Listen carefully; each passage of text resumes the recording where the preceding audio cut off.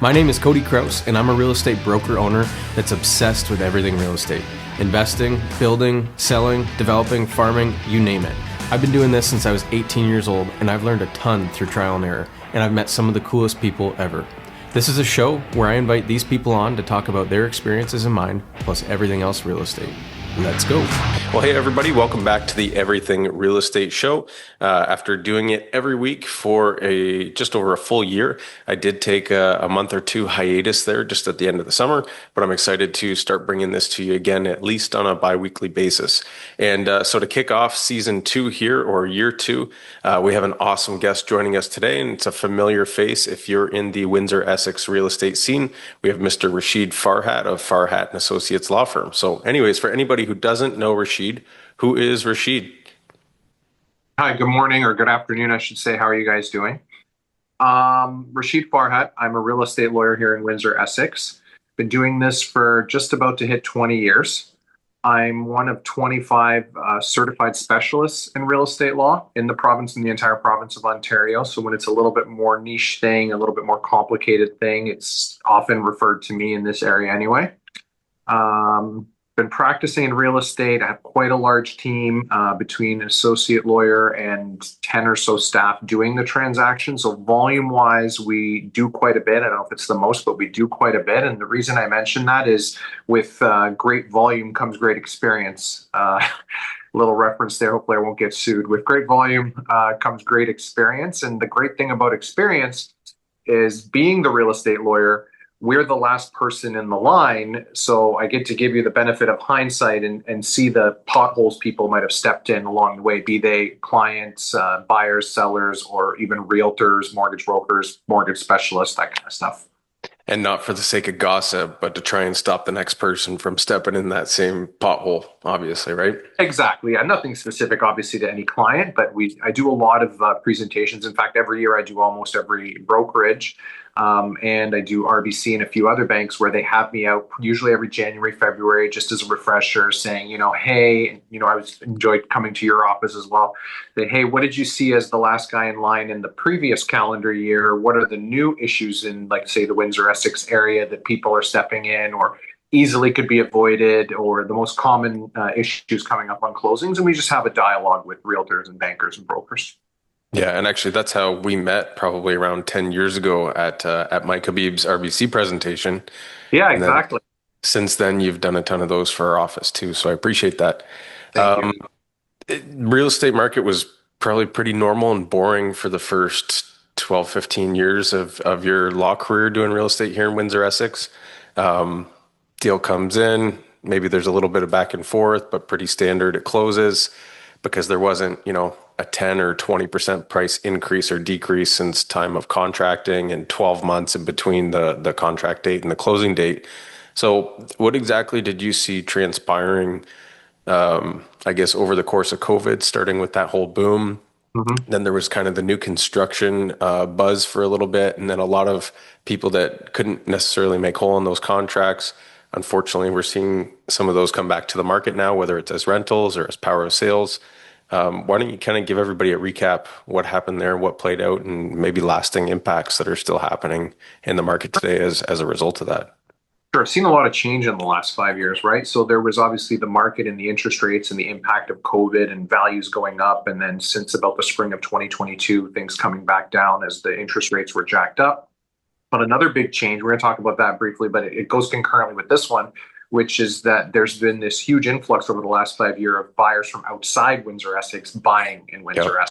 And when you put those two things together, it was the perfect storm, right? It was the perfect storm of, COVID happens and we can't close our office because I don't know if you wouldn't necessarily call us essential, but I can't close my office and then someone's deal doesn't close and they get sued because they had a purchase transaction closing the next day, whether it's COVID or not COVID, right? So we were open the whole time and dealt with those issues. There was that initial period at the beginning of COVID, and then really it got wildly busy with rates dropping and the volume of deals increasing. But also, as you alluded to, it wasn't just the volume of deals. It used to be you would get an agreement of purchase and sale as a lawyer anywhere in Ontario, and the closing date would be 90 or 120 days away, and the bank appraiser would have plenty of time, and the mortgage instructions would have plenty of time, and everything would come in smoothly. It would be pretty straightforward. All of a sudden, everybody's trying to close a deal in 10 days or 8 days or something wild like that, where the appraisal hasn't had a chance to go out. There's no mortgage instructions to the lawyer. So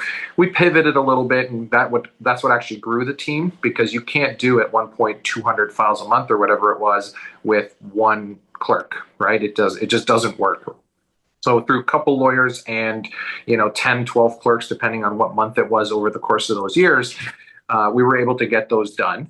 And a lot of those buyers were Toronto buyers. So the thing, even till today, whether it was in the high market or the currently slightly depressed market, the thing that has stuck around, the interest rates didn't stick around, unfortunately. Those 1.69 rates were great. The interest rates didn't stick around, but what stuck around is still we do get a fair number of buyers from outside of Windsor-Essex versus the first 15 years of my career, where it felt like it was a lot of local people changing houses. And in my experience, a lot of the outside buyers, the people that we welcome and that are coming to Windsor-Essex and we love to have, they have a slightly different way of doing things. And I think as realtor, you've probably seen this, right? Broker and realtor, that they sometimes put an offer on a house and they haven't gone through their pre-approval and their financing. And on average, honestly, if I'm not exaggerating, maybe 2 out of every 10 deals, if it's a buyer from outside Windsor-Essex, is asking for an extension. Doesn't mean they're not going to close. They're asking for a closing date extension, which is very stressful to somebody here, especially if you're selling the one house to buy another one. So what stuck around is the experience that a deal and a closing date is not as fixed as it used to be. That's what I would say is one thing that's come out of the COVID peak and then the fallout afterwards. And you're right, the market was moving in the up direction during COVID. And then, unfortunately, I had a lot of people where the musical chairs stopped, as you alluded to. And clients who had signed to pay, for example, $1.5 million for a house in the end of 2021 or beginning of 2022, well, by the time the house was built, it wasn't appraising for $1.5 million anymore. And depending on the type of mortgage product they got, depending on how big their down payment was, unfortunately, a lot of people got burned. Yeah, no, from my experience, there was about 4 different types of buyers that were coming from out of the market to Windsor-Essex in that time. So there was the retiree, where they sold their home in GTA or Ottawa or wherever it was. They were actually buying a home to live in here in Windsor-Essex. Smooth closing, because often it was cash. Yep. Those ones were typically less problematic from my experience. You'd have the family or the young couple that was relocating because they got to work from home and they figured, okay, well, why keep my expensive place in the Golden Horseshoe if I can live in Windsor for maybe, 60% of the mortgage payment or something like that. Yeah. Again, not so problematic. I think where we saw a lot of the issues come in was 2 types of investors. And so one investor was the person that was buying resale single family or multifamily or condo with the idea of actually renting it out. But then the other one where we probably saw the most problems was the person who was contracting on a new build with no intentions of moving into it or even necessarily closing, and they were hoping to flip it as a contract before the closing date commitment came up. Now, with that came a whole bunch of other issues too. So for a lot of the people closing rentals that were coming from out of the area where they actually intended on owning them, a lot of them had tenants in them and they were trying to get vacant possession of them. And there was a lot of issues with that because you can't just evict a tenant to put in another tenant and raise the rent. So that was problematic. The other one was the whole idea of flipping a new construction contract before it actually closed was totally based on speculation. And if you didn't actually have a lift in prices before the closing date came, that's probably where a lot of the closing date extensions came into play that you had kind of mentioned there. But another issue that was huge with that was the HST implications and then the income tax implications too. Can you maybe speak to, I guess, some of those issues that arose? Yeah, so the simple one, before I get to the HST, I want to comment on the tenancy one. Very common and still common today, and kind of one of those be careful as a local seller selling to somebody when you do have tenants in the property, is it becomes very common if I'm buying from you that I write in the agreement of purchase and sale, I hereby instruct you to please give the tenant notice because I'm going to own or occupy the property. That's one of the very handful of reasons you're allowed to kick a tenant out, depending on where they are in their term, right? Yeah. And I had numerous clients. I probably had a dozen in the last 5 years where the buyer wrote into the offer, please give the tenant notice, I'm going to move in. And then the buyer had no intention of moving in. They were just looking for an excuse to get the tenant out because their rent was too low so they could re-rent it out. It's that investor buyer that you're talking about there. And the problem with that is oftentimes the seller, so you, the seller, you gave notice to the tenant because you're the owner, you're the landlord, you give the notice, not me, could end up holding the bag if I, the buyer, was lying and I didn't move in. And do you see how that works out? Like, it wasn't me who gave the tenant the notice, it was you who gave the tenant the notice. So if I don't move in after closing and I just renovate it and relist it for rent, and your previous tenant happens to be keeping an eye on Kijiji or Facebook Marketplace or wherever it is, or they're friends with the neighbor and the neighbor tells them it's been rented out again, you, the seller, are in trouble. So you got to be careful how those are worded, and that the buyer indemnifies you and holds you harmless and represents and warrants and a whole bunch of other things. You got to be careful on closing. Don't just willy-nilly give, if you're a seller, give your tenant notice because the buyer told you verbally or otherwise that they were going to move in. And on the flip side of that too, like, they may have had real intentions of moving in, but the tenant didn't actually move out, because oftentimes they would have had those. Yeah, we've also had lots of those where, especially during COVID, it was taking 8 or 9 or 10 months to get a hearing date with the landlord tenant board to get your tenant out, even if you gave them all the proper notices and everything else. So I would have often a real estate transaction where it's supposed to close today, but the seller, even though they followed the law and went through all the steps, couldn't get the tenant out in time. And we're back at negotiating either a mutual release, an extension. Unfortunately, what became too popular in Ontario, I'm not sure if it still is necessarily, was cash for keys, where sellers were paying tenants to leave and skipping the entire government process because it's too slow. That's still pretty common too. Like, the LTB is getting better. You might be 3, 4, 5 months to get a hearing scheduled now instead of, 7, 10, or 12. But N11 is your mutual agreement to end it. And especially if there's money that's changed hands too, and the tenant accepts it, then that's actually one of the few agreements that can go direct to an order without a hearing. So it's quite common play. Very good. And then to the question of HST, you're right. I think Windsor-Essex, I know in my career, I had not seen a lot of assignments before the last 5 years. It was not a popular thing to be doing an assignment of an agreement of purchase and sale. If I signed a deal to buy a house, I was buying the house because honestly, the market didn't move very much up or down for 50 years or whatever. No, you were 0 to 5% price change on an annual basis. It wasn't worthy of assignment, right? Nobody would take it. And then all of a sudden, I had people signing a house for 600, and by the time the closing date came, it was worth 700 or something wild like that, or 750. So we quickly had to get up, and it was a common thing in the GTA, obviously, where there were people doing those assignments for years on speculating and on new builds and otherwise. So it became popular here, but honestly, it took off in Canada altogether during COVID. And at some point, the government's attention was drawn to it, and they decided, wait a minute, you realize that these assignment fees, so if you're buying a house for $600,000 and you are not even going to close on it, you're going to assign it to me for $700,000, and I'm giving you a $25,000 assignment fee or whatever it is. The issues of HST came up twofold. On a used house, it came up because there should be HST on the assignment fee, and how did we word the agreement necessarily, and does it say Rashid is paying you $25,000 plus HST or inclusive of HST? There became an accounting and CRA issue there. And then also on new build houses, it also became an issue because what a lot of people don't realize about new build houses is when a new build is marketed as a $1 million new build house, in the fine print of the agreement of purchase and sale, it will say, provided that Rashid and his wife, who are the buyers of this new build house, sign over the HST rebate to the builder, which is often, let's say, $24,000. That gets all messed up when I don't close on the deal and I assign it to the next person who might assign it to the next person. It becomes an issue of, honestly, where the rebate probably is not going to be qualified for. And now the ultimate person buying the property might have to pay $1,024,000 instead of just the million because the rebate doesn't work anymore. Yeah, or did we predetermine who that rebate would fall onto? If I flipped it once, but then you flipped it a second time, I knew you and your wife were going to move in, but then you sold it to Tommy next door and he decided he's going to rent it. Well, who's eligible, or I guess who's going to have the happy day where they have to come up with that 24,000?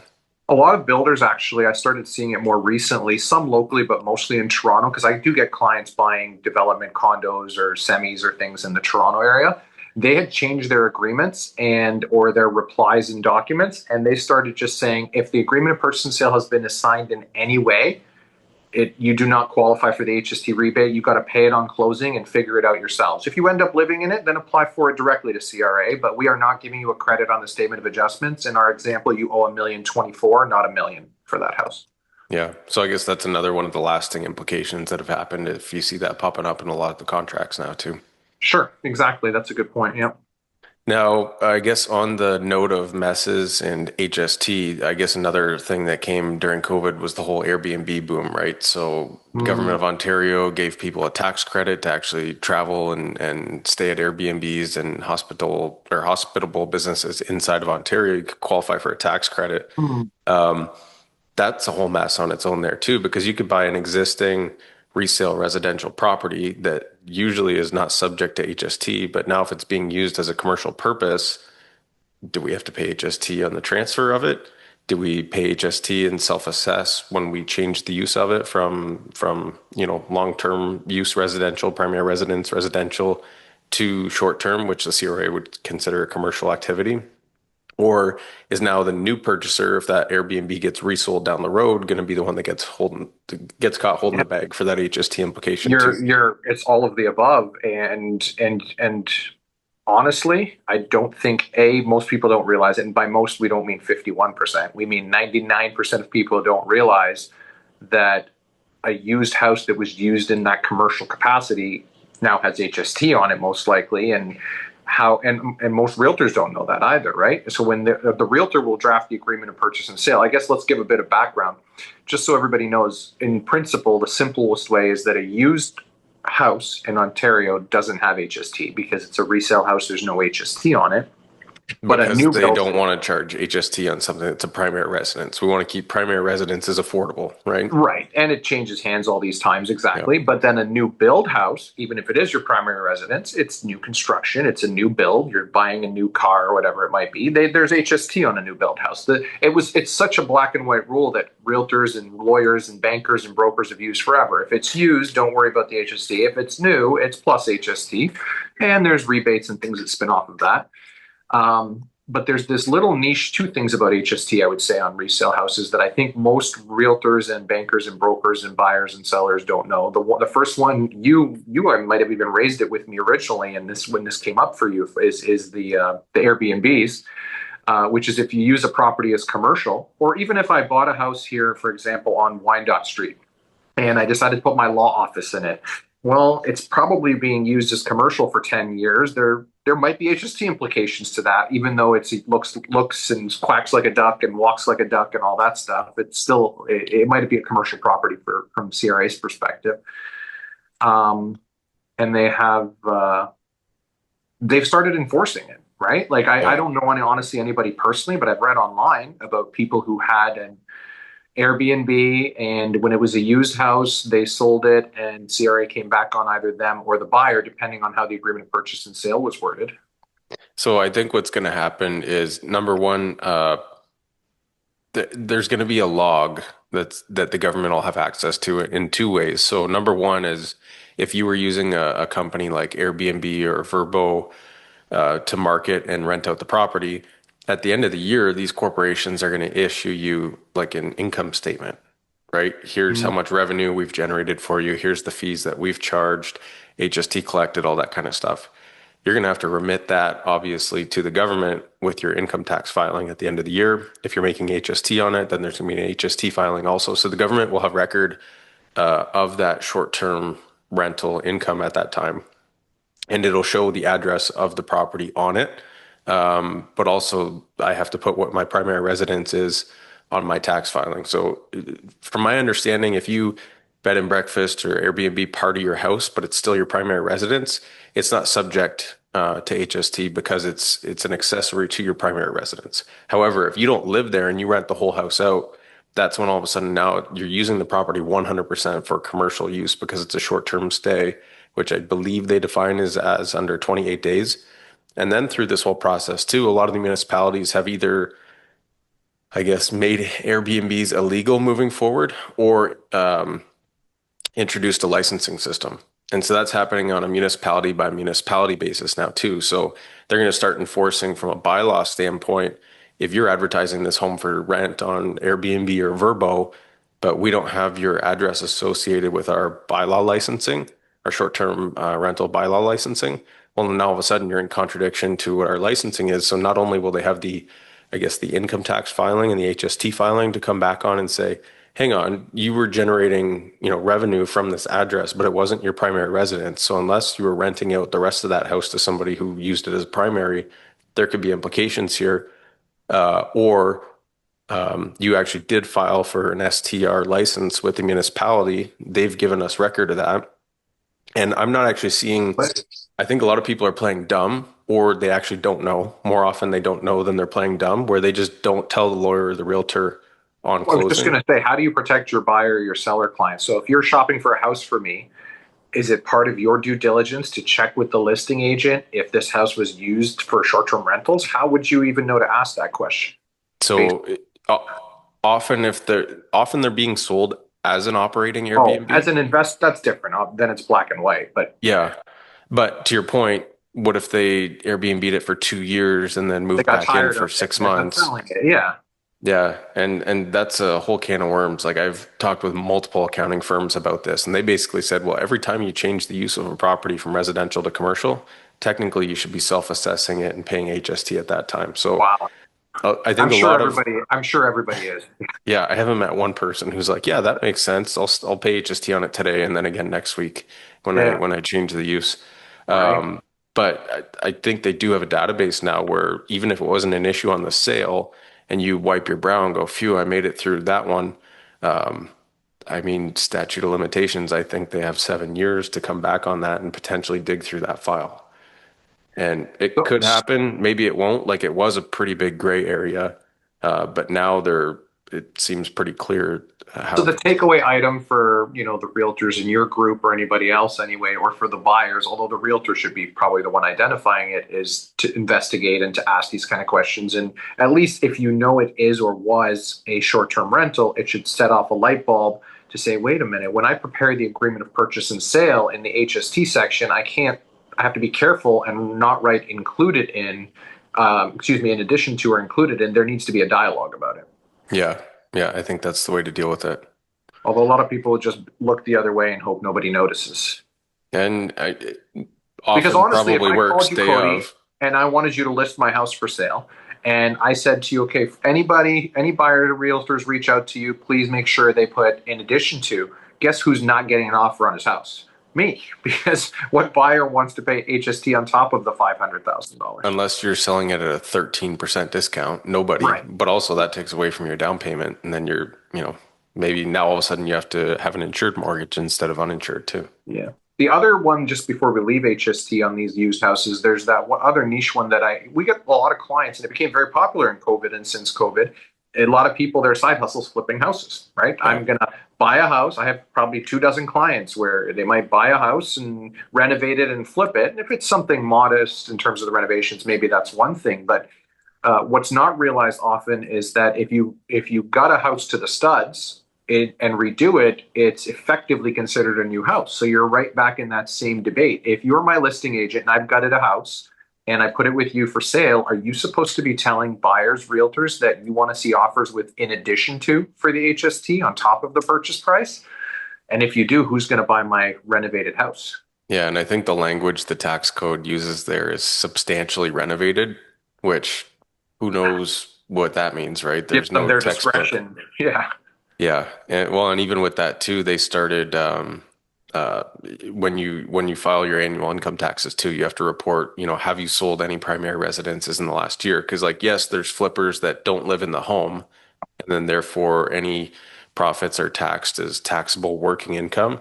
But we have a lot of clients where they're just handy, and a part of their income for the last 10 years has been, moving once every 1 or 2 years and Sure. renovating the house that they live in.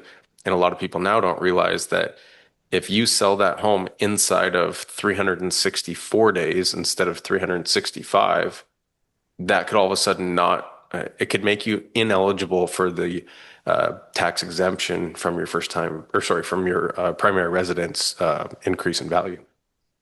Hmm. Seems like everybody needs an accountant on board when they buy and sell houses.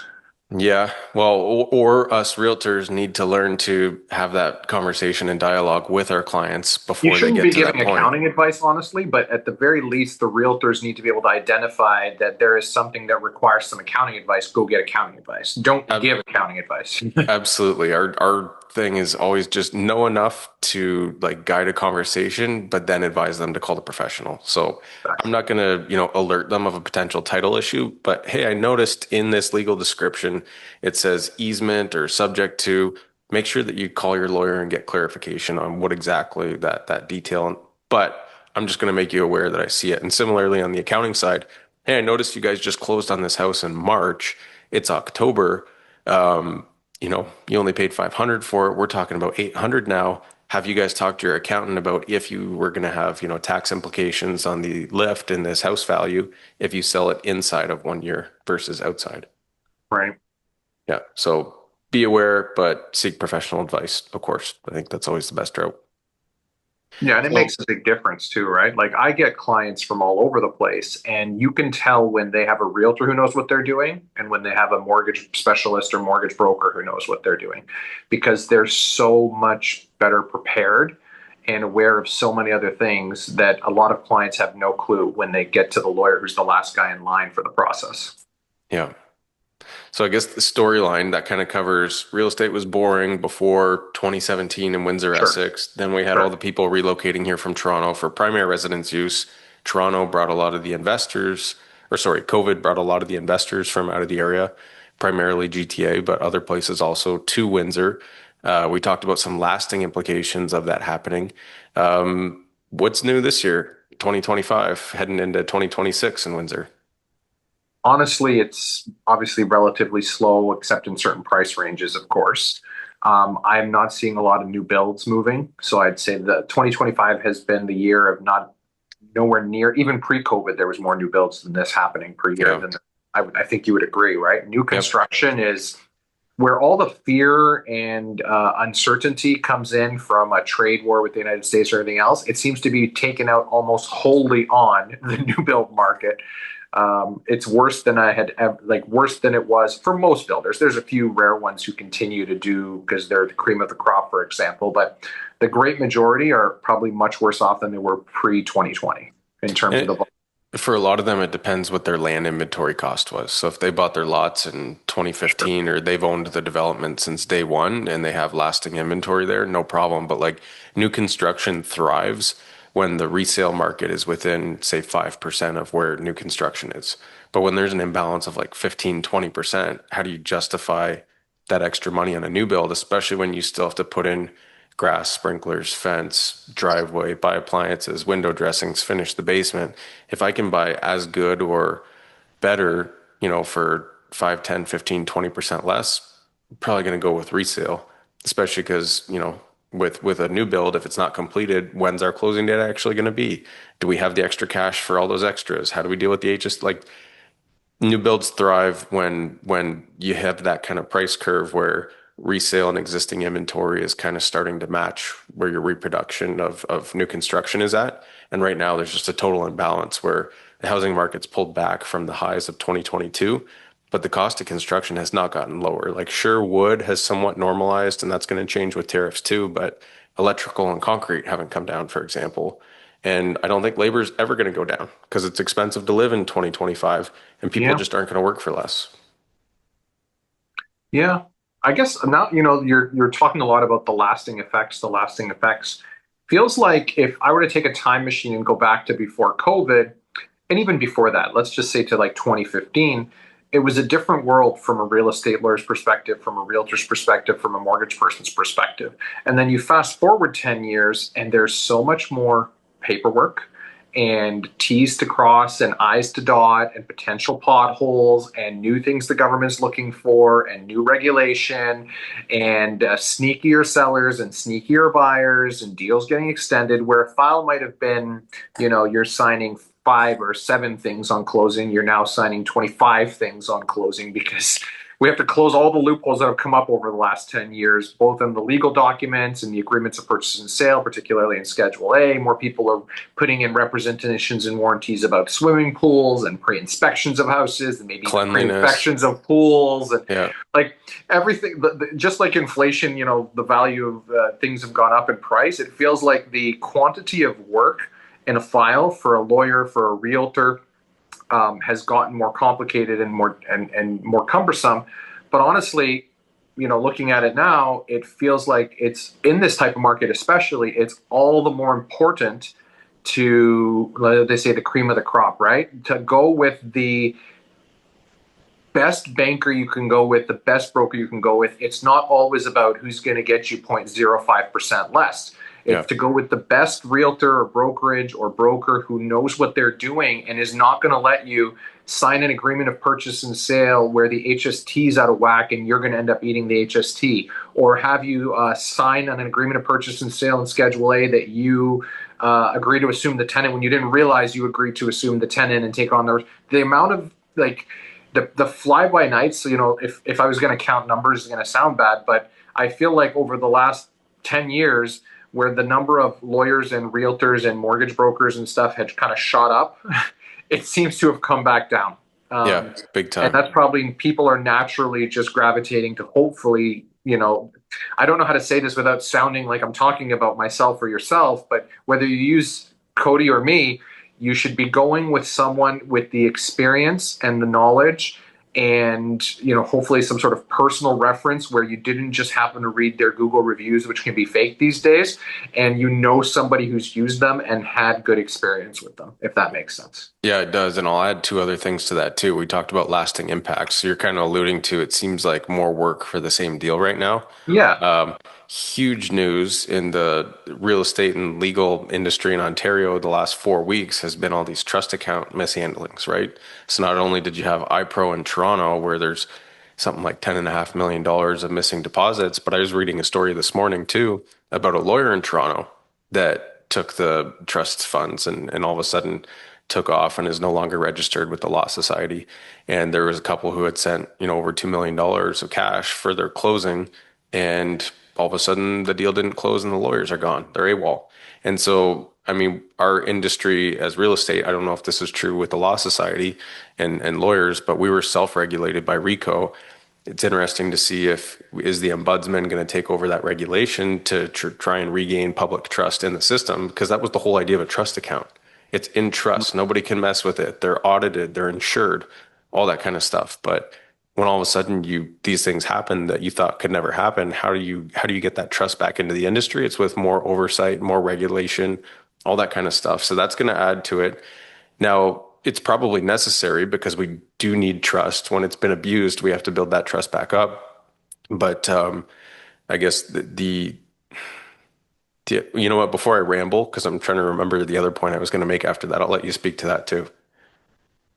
Yeah, no, you're absolutely correct. And I don't know if you can rely on the government, the ombudsman or anybody else and the regulation, because with all the regulation in the world and our accounts are audited and there's all this stuff going on for forever from lawyers and the Law Society and the banking system and whatever, all of the existing measures are too slow for the pace of modern criminal activity. Yeah. So they could have all the regulation in the world, and if I'm a lawyer who's just been around for 2 or 3 years, and for some reason $10 million comes into my account because I've gotten up, we're doing a big transaction, and I decide, screw it, I'm going to take this and leave the country. You have to be careful. That's why I'm saying don't just go based on the experience of real people and who they've used and who they've trusted, and you don't have to go with you or myself. Go with a lawyer who's been around for 10 or 15 or 20 years and has thousands of files and client experience and is local and whatever. You don't go online and go with you know how many times I have a deal where a deal does not close, a purchase does not close because people went with the cheapest interest and mortgage person they Googled, and they Googled a person who came up to be the cheapest. They called some random 647 or whatever number, provided all their paperwork, were told they had a mortgage, and here I am, the lawyer, twiddling my thumbs. It's closing tomorrow. I still don't have mortgage instructions. Why? Just go with someone that you have personal reference for and someone that's local, and you can go down to their office or their branch and look them in the eye. And it's not worth that added risk, honestly. Yeah, often you get well, pretty much always you get what you pay for. You get what you pay for. The other point I was going to make there is fraudulent activity. So interesting in our area, and I would assume that's probably the same across the rest of Ontario, maybe Canada, is all of a sudden realtors are handling a ton of rentals. And I thought that that was kind of odd, but I heard someone talking about it and they said there's been so much fraudulent activity on Kijiji and Facebook where someone will go on realtor.ca, steal the photos of the home. As soon as it comes off realtor.ca, the product, the home now shows as sold. And all of a sudden, these people put up a post, hey, closing on this property, looking for a tenant, getting a ton Oh, of applications, send me your deposit with your rental application, and you'll be considered for it wow. when we close on it. And all of a sudden, they just close that Facebook account, and these people are out of first and last, which could be, $5,000, $6,000 these days. So now all of a Wow. sudden, a lot of people are handling their rentals with realtors because of the amount of fraudulent activity that's been happening.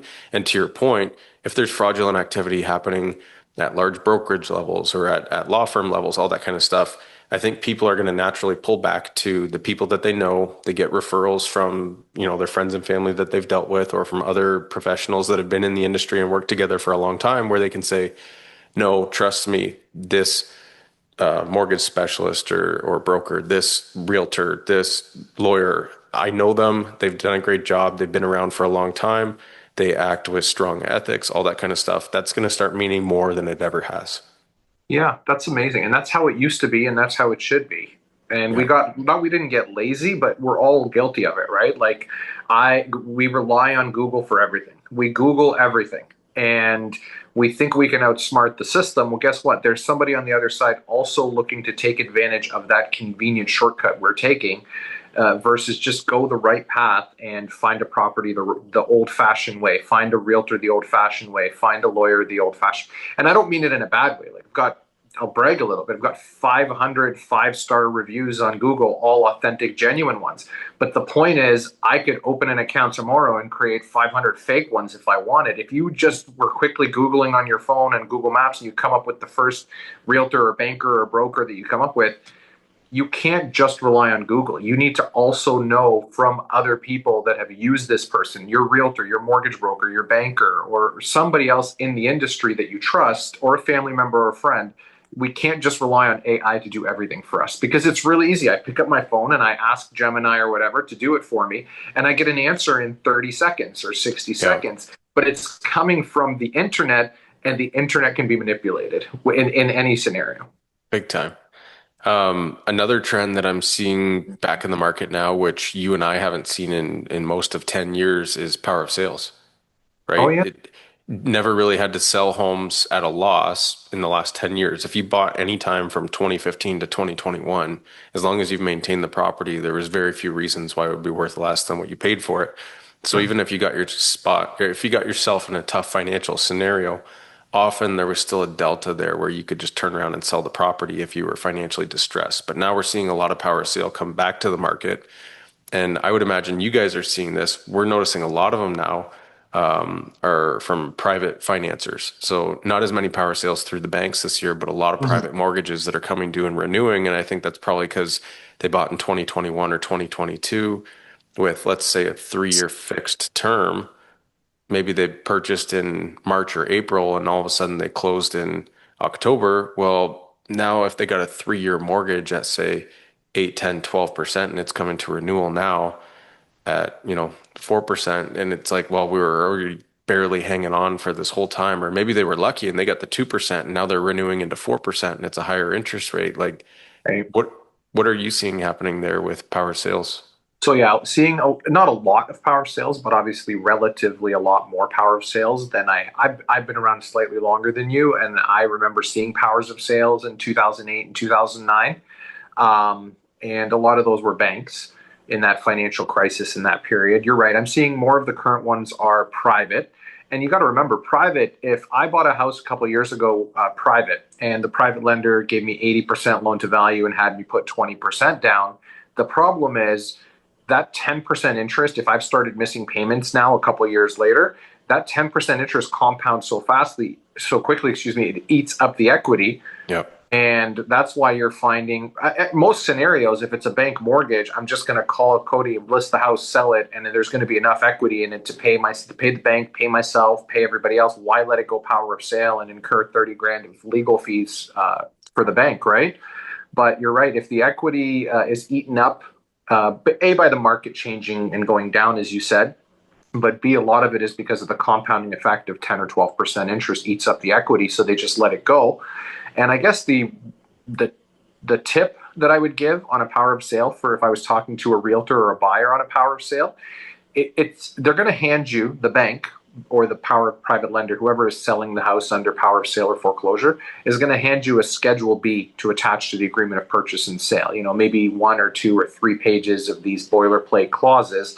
And it's not like you're going to have much leverage to negotiate. Like if you and your client want this house, they're going to say, Cody, attach this or we're not accepting your offer. And then, you could read it. You could get legal advice on it. You could say, paragraph 7 in Schedule B, we don't really like how that's worded. That doesn't sound fair. They're going to tell you, well, then pound salt, we're not accepting your offer. You either attach it as it is or we're not taking your offer, right? So a lot of realtors and buyers will just attach it without understanding it. And it's not that it's terribly dangerous, it's the usual things, but something so fundamental as they can only sell you what they own, or they can only sell you what the homeowner that they took the house away from owns, where if that person, very common, had financed an air conditioner or a furnace or something with Reliance or otherwise, not that there's anything wrong with financing that stuff, but the TD Bank or whoever it might be that's selling the house can't sell you something that didn't belong to the person. Yep. And then you end up with a buyer with a monthly payment on a furnace and AC blaming you because you let them sign that Schedule B and they didn't realize that was in there. Yeah, or even that's where the HST thing could come back in too, was the home Airbnb before it was power. Sure. On that note, you said power of sale or foreclosure. I've only ever dealt with power of sales in Ontario. What is the distinct difference between a foreclosure and a power of sale in Ontario? I've actually, I think I might have seen one foreclosure in 20 years, and perhaps it's a function of the market and the bank's appetites for one versus the other. But the simple, to oversimplify it, in a power of sale, the bank will take the property, relist it, sell it. After they've paid themselves and the legal costs, and maybe they had to insure the house during the process and pay the realtor and the lawyer and everything else. Management, yeah. Whatever's left, they'll give it to you. The owners who lost the house to the bank. In a foreclosure, it's almost the other way around, right? So and if they're short on a power of sale, they can sue you for the difference, if that makes sense. So if I take your house power of sale, I sell it power of sale. If there's extra gravy left, it's yours. If I'm short and I'm down 30 grand after paying all the costs and everything, you are not off the hook for that mortgage amount that you owed me. If I'm short 20, 30 grand, I can go after you for the 20 or 30 grand. That's a simplification of it. Meanwhile, for a foreclosure, I just take the asset in full satisfaction of the debt, if you want to think of it that way. So if I make extra money on the sale, I'm pocketing it. And if I lose money, I can't really go after you. That's just not perfect, but an abbreviation of what it would be. Plus, there's more costs associated with foreclosure because you're transferring the title twice. Yeah, right? And you're taking, yeah. And honestly, I wonder if it's a marketing decision where even if there is going to be great equity in the house, a traditional lender doesn't want to look like they took somebody's house, paid everything, and pocketed the gravy, the excess funds. That would just probably from a branding and marketing perspective look bad. So I think that's why you never see a foreclosure. You almost always, 99.9% of the time, see a power of sale. And so I've heard the foreclosures happening in podcasts that I've been listening to where they've had private lenders on. So I think where they're less concerned about their reputation because Image, yeah. What do they care? it's not a forward facing, like, you don't go down to, Rashid's private financing bank. Whereas if you're dealing with Yeah, BMO or TD or whatever, it doesn't look good. The news articles, the yeah, social media posts, it wouldn't look good on them. So I think that's why your big banks always do power of sale, almost certainly, most yeah. exclusively.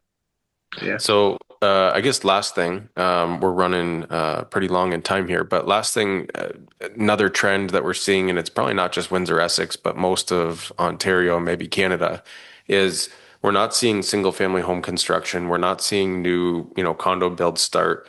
We are seeing a lot of built for purpose rentals coming into the market. Commercial, it was really, really hot. I mean, it's still hot for people that need it, especially owner operators. There were some existing buildings that were still being built that are coming to market now. But I don't think we're going to see a ton of new starts on those over the next little bit.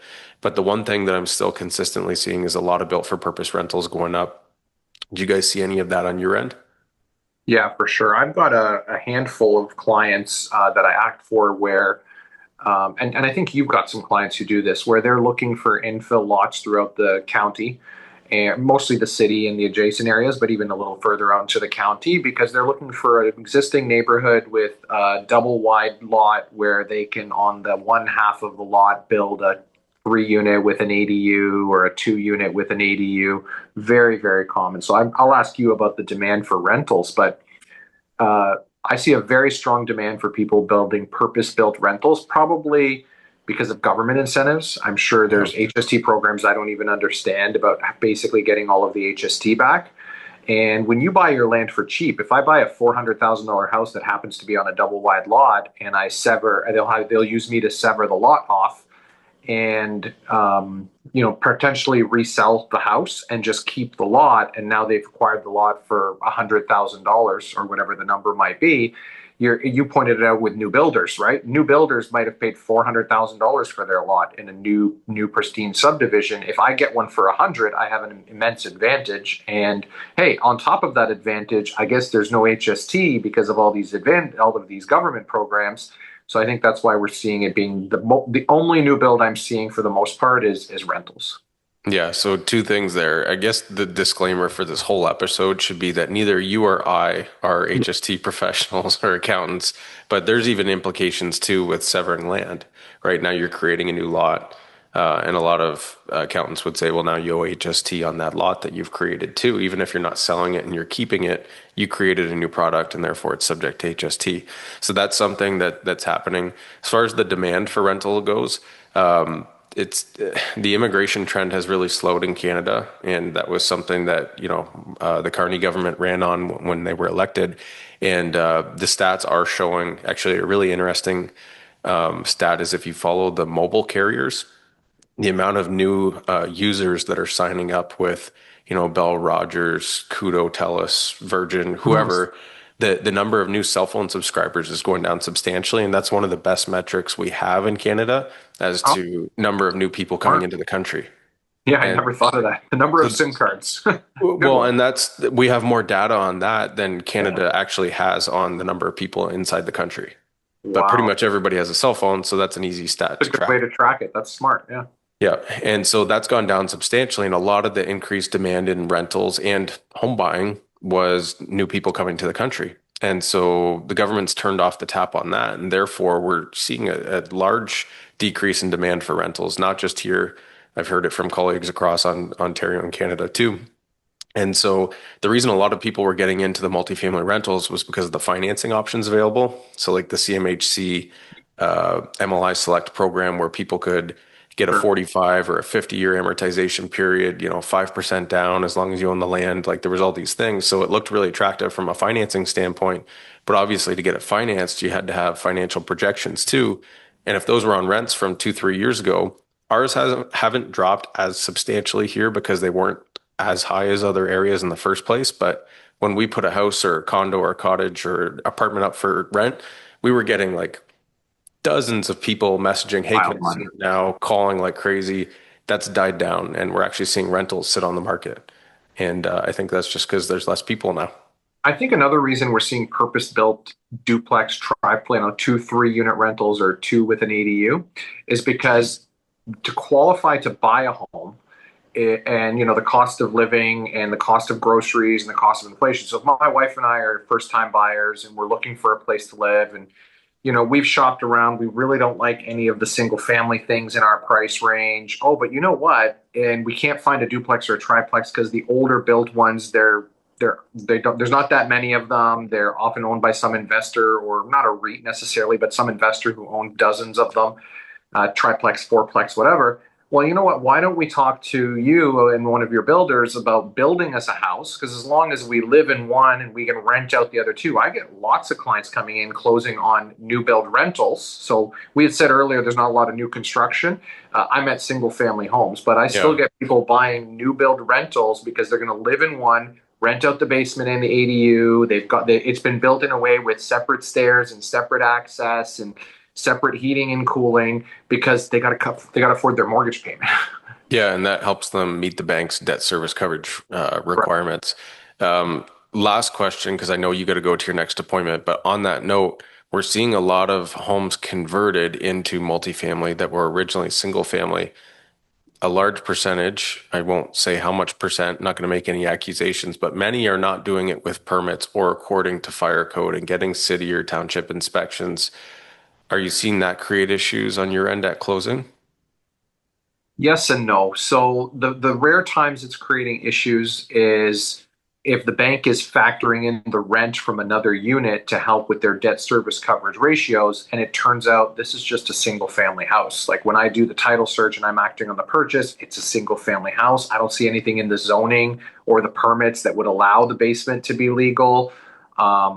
I don't know what due diligence you and your realtor might have done, but the bank wants confirmation that the rent from the basement can be counted because the basement's legal, or whatever, the extra unit or the upstairs or the downstairs. It's rarely two. It's where someone's trying to rent out 5 different spaces in one mishmash of a structure. So no, it doesn't cause too many issues, but when it does, it's for that reason. That is it legal, and can we count the rent from that spot towards the mortgage? But it's not a huge issue on my end. I don't know if you've seen it. No, but I think it's going to start because you're seeing a lot of these new homes that were contracted in 21 or 22, where all of a sudden the people had to close because they were potentially going to lose a 6-figure deposit. They said, okay, we'll make it work. We'll close on it. We'll rent out the basement. Add me a great entrance and whatever, we'll make it work, right? Yeah, so I think there will be some issues from that. But one thing that's nice now, City of Windsor Public Property Inquiry. You can go on, look up any address. I'm sure you guys do this inside your office, and it shows you not only property taxes, but also permit history. So if it was originally a single family home and they did actually convert it to, multifamily, and they followed the proper course, you could see the permit history there for the property. I think a lot of times people just don't ask, don't tell for a weird reference. Yep. They don't ask, they don't say anything, because if they ask and it comes up and it's an issue, it blows up their closing. Yep. Meanwhile, if they don't ask, how would the lawyer know that whatever the situation is, right? And they hope that it'll just close without it. It doesn't blow up their financing, and we might have title insurance coverage for something like that. Is probably some don't ask, don't tell structure that people are using. That kind of sounds like the Airbnb HST thing all over again. Too. Yeah. That's right. Don't ask about it. Don't disclose it, which you should. Obviously, we're not telling you to don't ask, don't tell, but unfortunately, I think that's what a lot of people are doing. Yeah. Anyways, Rashid, really appreciate you joining me for this episode. I hope and trust that everybody got some great information from it. Have to have you again on in a future podcast where we can talk about some more things, because I could have chatted about this all day. But anyways, for anybody that is looking for a real estate lawyer in Windsor-Essex County and beyond, because you do service all of the province, how do people get a hold of you? Just Farhat and Associates just farhatlaw.ca. Go to Google Maps and type in Farhat. It'll probably be the first thing that comes up. We do another lasting effective. One of the best thing to come out of COVID, by the way, is DocuSign and Zoom and video meetings and signings, where in the era before that, you were driving to my office. Now that's so common to do a purchase or a sale or a mortgage refinancing. So I do them for people across the province. Awesome. Well, thank you so much. Really appreciate it. Take care. You too. Thanks for listening to the show, folks. Please keep in mind that this show is not offering legal, financial, or accounting advice, but rather opinions and experiences in the world of real estate from the host and the guests. If you're enjoying the show, please rate, review, and share with your friends and colleagues. And if you think that there's someone that needs to be on this show, please feel free to connect them with me. Or if there's a topic that should be discussed, feel free to let me know. Thank you so much, and bye for now.